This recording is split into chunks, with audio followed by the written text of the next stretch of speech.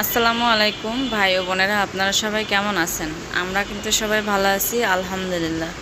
প্রতিদিনের মতো আজকে নতুন একটা ভিডিও নিয়ে আসলাম। আর একবারে সবাই আসলে কিন্তু অবাক হয়ে যাবেন, কারণ আগে পরে কখনোই বলা হয় না, হঠাৎ করেই কিন্তু ভাইকে নিয়ে সেই ঢাকা শহরে রওনা দিলাম।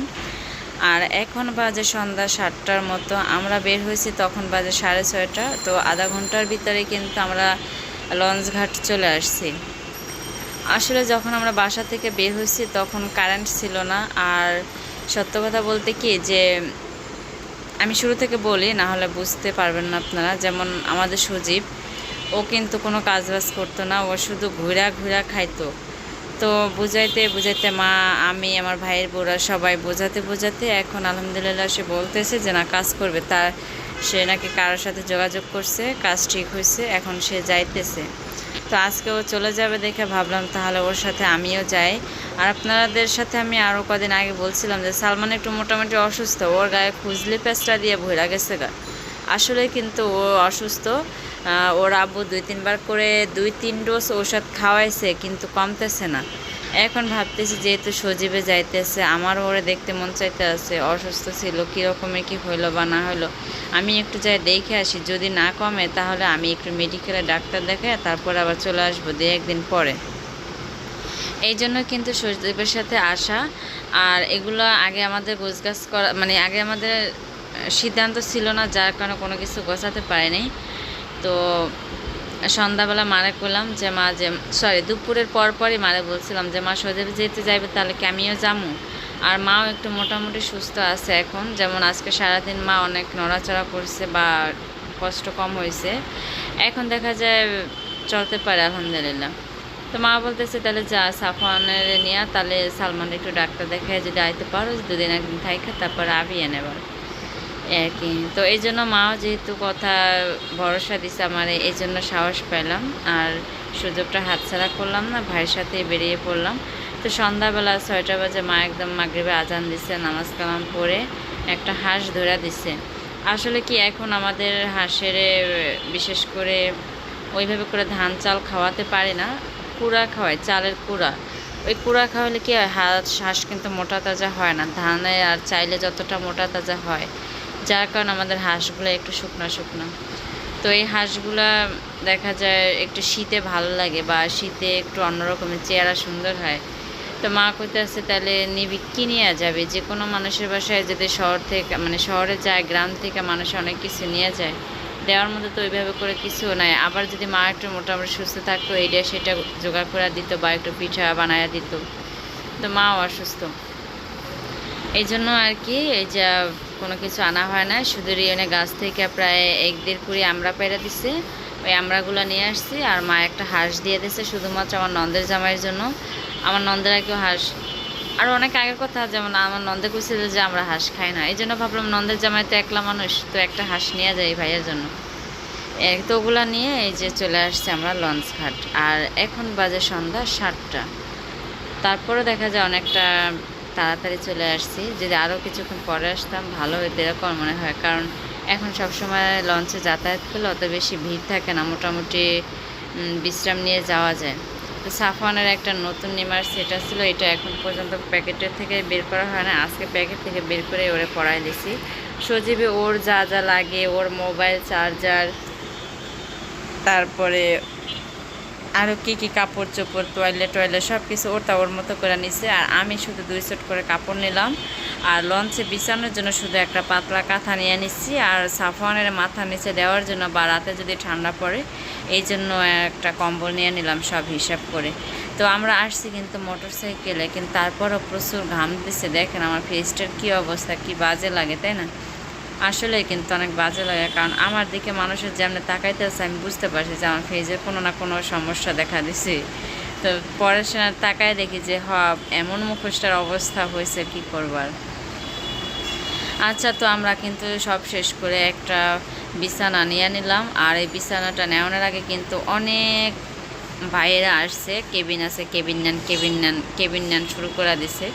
আসলে কেবিন নেওয়ার মতো ওইভাবে করে আমার প্রস্তুতি নেওয়া থাকতো যে ঢাকা শহরে আমি যাব, তাহলে দেখা যায় আমি ওইভাবে করেই আসতাম। এখন যেহেতু আসছি কিন্তু পুরোটা একদম ভাইয়ের ওপরে ভর করে। নিজেরও কিছু টাকা আছে, তারপরে ভাই তো সাথে আসি, এই জন্য আর অত বেশি ভয় লাগে না। দেখা যায় কিছু যেটা মন চাইবে সেটাই করা যাবে। তো হাঁসটা নিয়ে আসছি, যে হাঁসটা গরমের ভিতরে বান্দা খারাপ লাগে, এই জন্য আমি এবার খোলা রাখতে বললাম সজীবরে, আর ও খোলা রেখা দিছে। তো আমরা কেবিন নিয়ে সবার সাথে আমরা হাসি খুশিভাবে চলে যাব, এই জন্য বাইরে সিট করে নিছি। আর এই যে সাফওয়ান দেখেন না, পিছনে হাত বাইদা সে কীভাবে হাঁটতেছে, বড় বেডাগো মতো হাঁটতেছে। হ্যাঁ, এমনি তো সে বেডা মানুষ, এরপর আর এখন ভাব নিতেছে বড় বেডাগো মতো। যাই হোক, সারা রাত ভরে কিন্তু এরকমের করতেছে, একটুকু মানে ঘুমের কোনো নামগন্ধ নাই। 10টা 11টা 12টা এভাবে শুরু হয়ে যায় ওর, ও কখনোই ঘুমের নামগন্ধ করে না।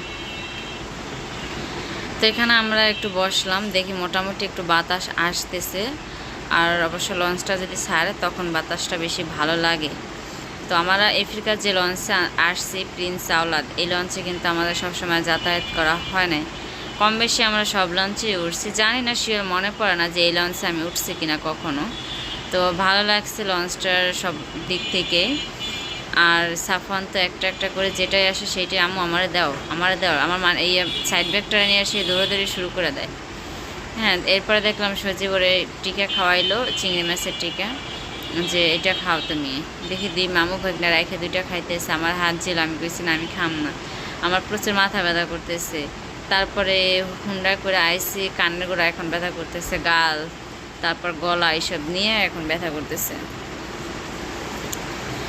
কিন্তু যাই হোক, চানাচুর, মুড়ি, শসা, আমড়া, পেয়ারা, চিরা ভাজা, তারপরে কি বলে টিকা, ফুচকা, এটা সেটা সব কিছু আলহামদুলিল্লাহ পাওয়া যায়। আর যখনই যেটা আসতেছে তখনই সেটা রাইখা রাইখা খাইতে আসে।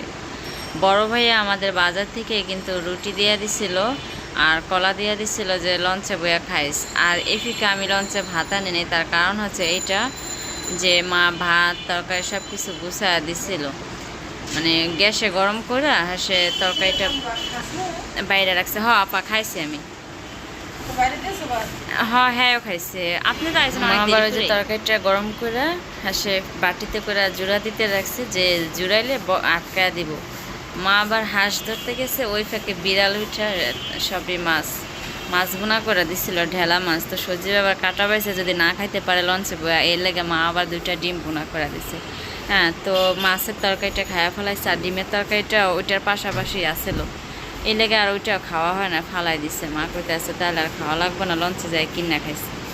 এর লেগে ভাইয়া আবার রুটি আর কলা দোকান থেকে দেয়া দিছে, সাফানরে ডিম খাওয়াইলাম। তো যাই হোক, ওরা দিয়ে মামু বেগনা কিন্তু খায়া দেয়া এই পর্যন্ত চা খাইছে কয়েকবার, 5-6 বার চা খাওয়া হয়ে গেছে ওদের দুজনের। অবশ্য বেশি সজীবে খাইছে, ওই একটু খাইয়া আসে আবার সাফানরে একটু দিত। আমাদের লঞ্চটা কিন্তু ছাড়তেছে, আর এখন বাজে কিন্তু 9টা। হ্যাঁ, সবসময় কিন্তু 9টা বাজে লঞ্চ ছাড়ে, আর সরি লঞ্চ ছাড়তে ছাড়তে 9:30 বাজে। আর আজকে প্রথম দেখলাম যে 9টা বাজার সাথে সাথে লঞ্চ ঘুরাইতে আছে, তাইলে বুঝেন ভাগ্যটা মনে হয় যে ভালো আছে আলহামদুলিল্লাহ।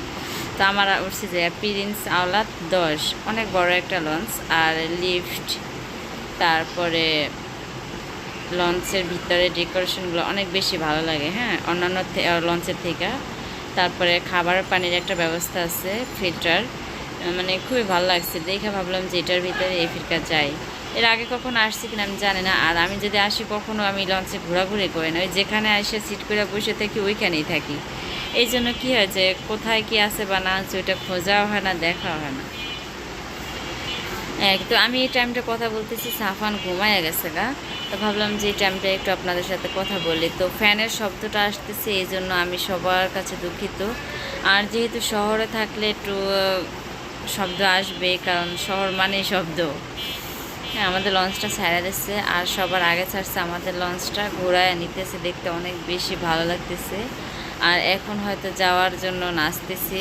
প্রথমত অবশ্যই সত্যি কথা বলি, আমার মা অসুস্থ ছিল দেখে চিন্তা ভাবনা ছিল যে এরকমের আমি আর যাব না, আমার কাছে যে টাকা আছে আমি সালমানের আব্বুর কাছে পাঠাই দিব, ও সে একদিন সময় করে ওরা ডাক্তার দেখাবে। হ্যাঁ, তারপর আবার ভাবলাম যে যেহেতু ভাইও যাইতে আছে, ওর সাথে একটু যাই, আসার সময় তার কষ্ট হবে না, যাওয়ার সময় 1-2টা ব্যাগ হবে, আসার সময় তার কিছুই থাকবো না।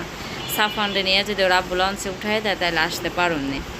হ্যাঁ, সেই চিন্তা করে আবার লঞ্চে উঠলাম। কিন্তু যাওয়ার সময় এত বেশি খারাপ লাগে, অনেক কান্না পায়, কারণ ওর আব্বু থাকে এখানে, সাউলমান থাকে এখানে। তারপর যাইতে গেলে অনেক বেশি মায়া লাগে। এই হচ্ছে আমাদের মন, বুঝছেন, সবসময় সব কিছু বোঝে না। তো যাই হোক, এখন কিন্তু রাত 12টা বাজে, 12টা 10। সাফওয়ান এখন পর্যন্ত ঘুমানে। আমরা রুটি, কলা, চা, এটা সেটা কিনা অনেক কিছু খাইছি, হয়তো 2টা 5টা দেখাইছি, বাকিগুলো দেখানোই হয় নাই। তো এখন 12টা বাজে, সাফওয়ান ঘুমাইতেছে না। ভাবলাম যে ওর পেটে কি তাইলে ক্ষুধা, খাবার তো অন্য কোনো কিছুই নাই, রুটি কলা আছে সেটা সে খাবে না, তো কটা ভাত দিয়ে দেখি যদি খায় তাহলে বুঝুন তার পেটে ক্ষুধা আছে। তো আমি দোকানে মানে কি বলে এটা লঞ্চের ভিতরেই কি সুন্দর করে খাবারগুলো রান্না করে রেখে দিচ্ছে। মন চায় যে সবের থেকে একটা একটা করে নিই আর একটা একটা করে খাই। আসলে কিন্তু না, কোয়ানা যে ইচ্ছা থাকলে উপায় নাই। লঞ্চের ভিতরে যে জিনিসটা বাইরে আপনার 20 টাকা, লঞ্চের ভিতরে সেটা 50 টাকা নিব চক্ষু বন্ধ করে। তো যা টাকা থাকে তার কোনো হিসাব থাকে না, সে 50 টাকাকে 100 টাকা দিলেও তার গায়ে বাঁচবে না। আমাদের হিসাব তো আলাদা, আমাদের হিসাব করে এটা যে থাক 200 টাকা দিয়ে খরচ করে ভাত না খায়া 200 টাকা আমাদের ব্যাগে থাকবো, কোনো না কোনো কাজে খাটাইতে পারবো, এরকমের মনে হয় না। সব সময় আমরা কিন্তু মেয়েরা এরকমেরই ভাবি, কিন্তু পুরুষরা কিন্তু ওইটা ভাবে না। খাবার আগে ক্ষুধা লাগছে, আগে খায়ালো, এরকমের আর কি। তো দুপুরে খাইলাম মার লগে, যে মনে পড়লো যে ঢাকা চলে যাবো, তখন খুব খারাপ লাগছে, খাবারটা পেটে নামতেই ছিল না, অবশ্য যদি কাউরে বুঝাইতে পারেনি।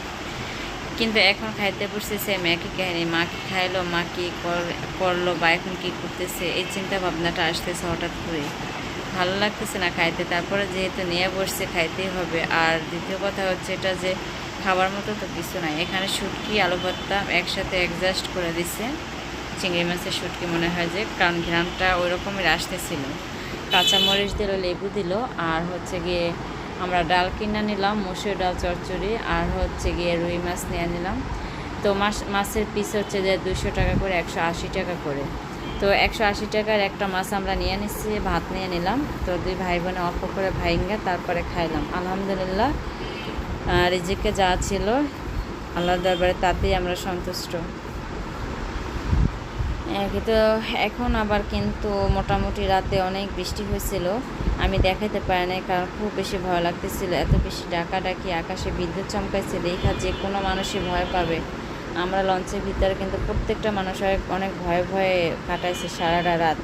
যদি এরকমের দুর্ঘটনার শিকার কখনোই হয় নাই, এই বছর প্রথম, যেহেতু এখন বর্ষাকাল, প্রচুর পানি থই থই করে নদীতে। তো দেখে অনেক বেশি খারাপ লাগছে। তো যাই হোক, আল্লাহর রহমতে এবারের মতো বেঁচে গেছি। এই আর কি, দোয়া করবেন যেন বাসা অবধি পর্যন্ত যাইতে পারি। সজীব আর ওর ভাইগনা একসাথে ঘুমাইতে আসছে, আমি এবার ফাঁকে টিকিট কেটে নিয়ে আসলাম। আর চারপাশের মানুষগুলো কিন্তু ওইভাবে করে ঘুমাই আছে সবাই। আমি একটু আসছিলাম যে বাইরে বৃষ্টি পড়তেছে, একটু আপনাদের সাথে শেয়ার করি। দেখি যে না, এখানে দাঁড়াতেই ভয় লাগে। আর বৃষ্টি কিন্তু এখনও পড়তেছে, আমাদের লঞ্চ প্রায় কিন্তু ঘাটে চলে আসছে, আর ঘন্টাখানিকের ভিতরেই আমরা চলে যাব ইনশাল্লাহ। সবাই ভালো থাকবেন, দোয়া করবেন আমাদের জন্য বেশি বেশি করে, যেন সহি সালামতে বাসা পর্যন্ত যেতে পারি, স্বামী সন্তানের জন্য যেন দেখা করতে পারি। আল্লাহ হাফেজ।